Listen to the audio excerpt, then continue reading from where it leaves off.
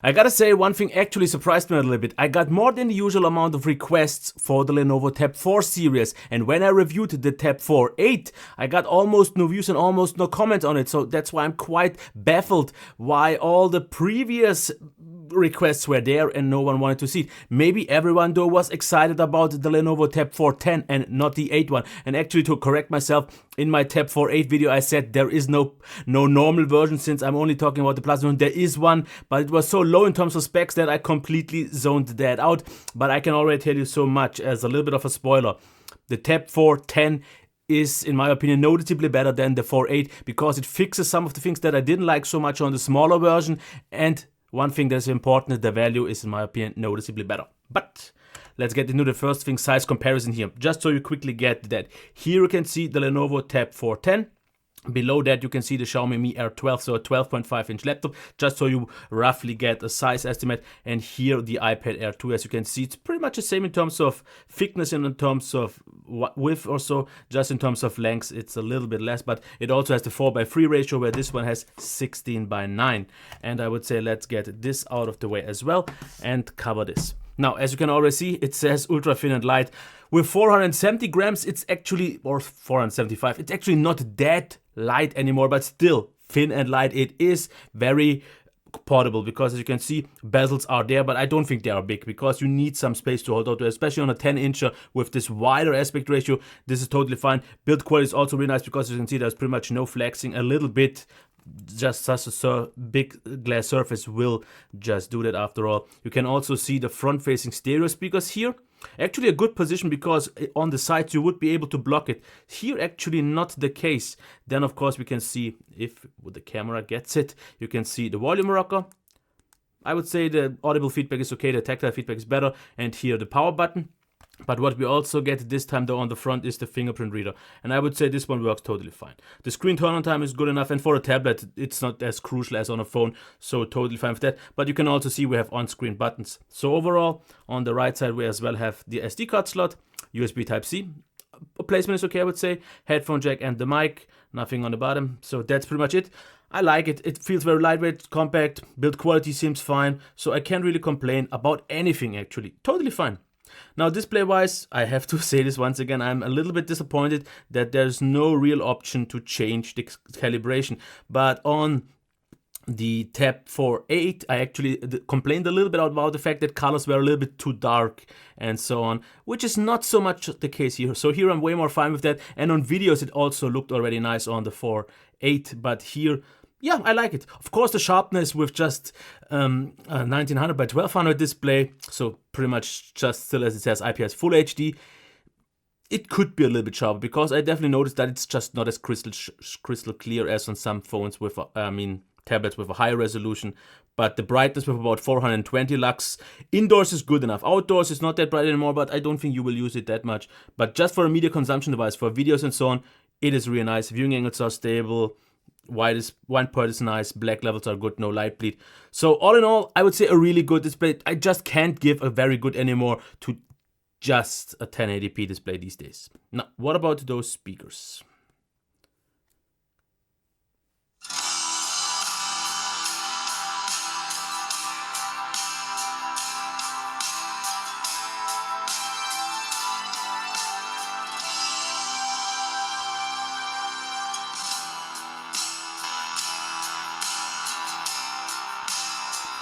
Let me actually stop this and show you one thing. If we go into the Dolby Atmos software, you have seen that I've used Movie because Movie gave me a little bit more clarity, a little bit more highs, because what I've noticed, music was a little bit fuller, a little bit more rich and warm, but it lacked a little bit of clarity. It felt a little bit too muffled. So overall, I still have to kind of say the same as on the Tab4 8. The sound quality could be a little bit better because without the Dolby Atmos software, it just sounds completely flat and boring. With it, you can set it to your liking, but the quality itself still is a little bit lacking because either it feels a little bit too muffled or just not rich enough.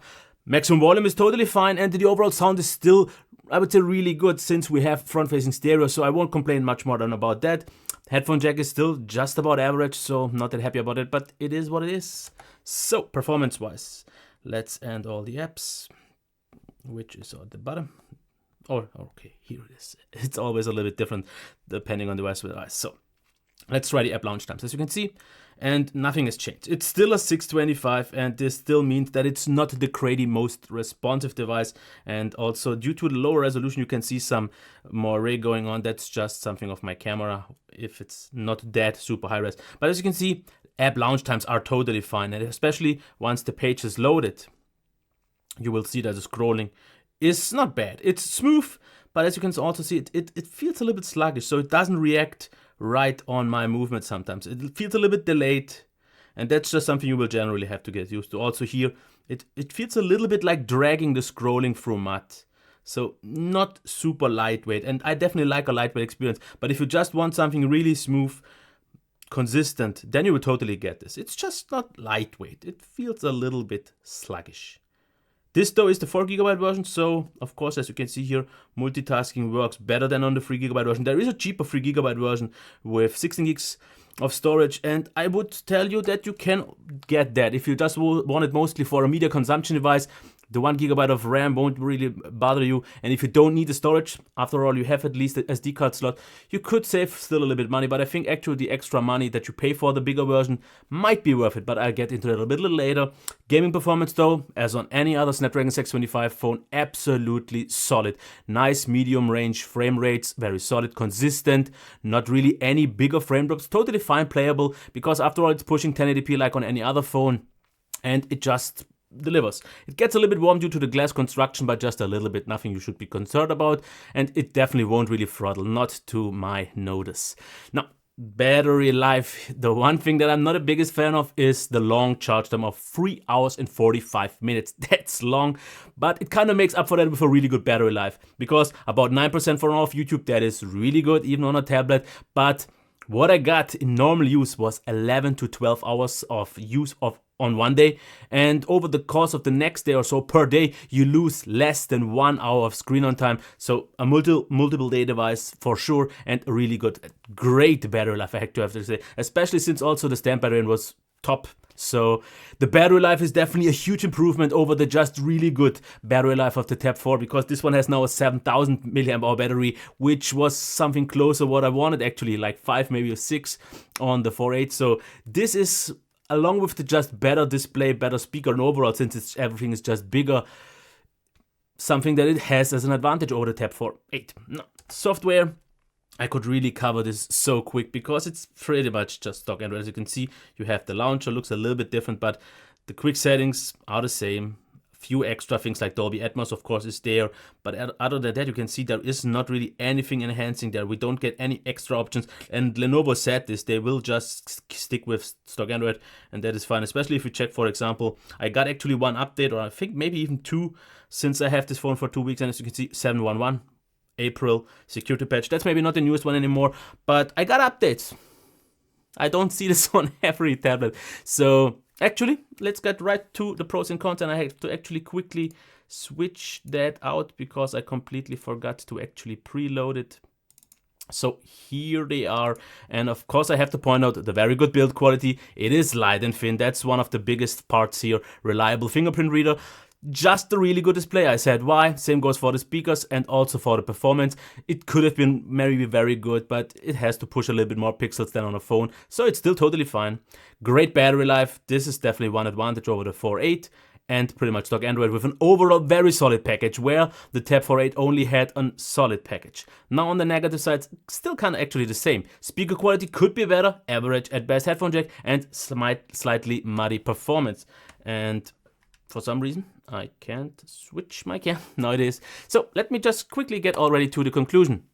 At around 299 euros, at least from where I got it from, for the 16GB version with 3GB of RAM, value seems quite nice because you get a really nice overall package. For 350, you get 64GB with 4GB of RAM, and I would say, if you want more storage, if you want a little bit more future-proofness in terms of the gigabytes of RAM, $50 might be worth it, but I still have to point out one thing. There is still one of my most favorite tablets out there to date, the Lenovo Yoga Tab 3 Plus, which has the following advantages over this one.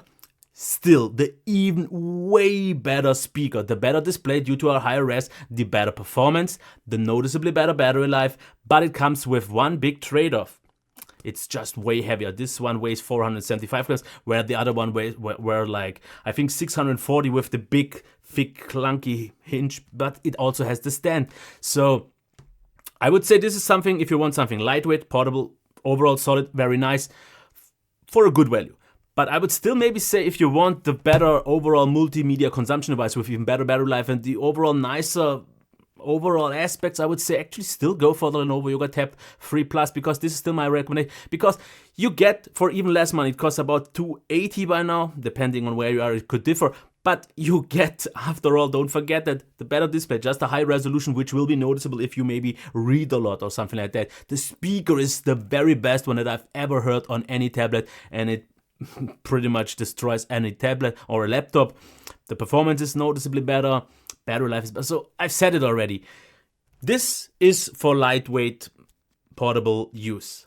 The other one is for even better multimedia consumption with a better value and just better qualities. Doesn't say this is bad, but I said the kind of same thing already, and that was the reason why you had to request it so much to get me to review it, because I thought almost at the beginning when I saw the specs from here that I think the Yoga Tab 3 Plus will be the best offering or the better offering. Of course, it depends on you, because not everyone wants over 600 grams, but the stand actually makes up for that, so I don't think I need to drag this any further. Totally nice tablet, overall very solid packaging. I can easily recommend it because there aren't many good tablets out there, and actually kind of the best two ones are from Lenovo, so pick your poison, heavy or lightweight. Okay, until next time, bye.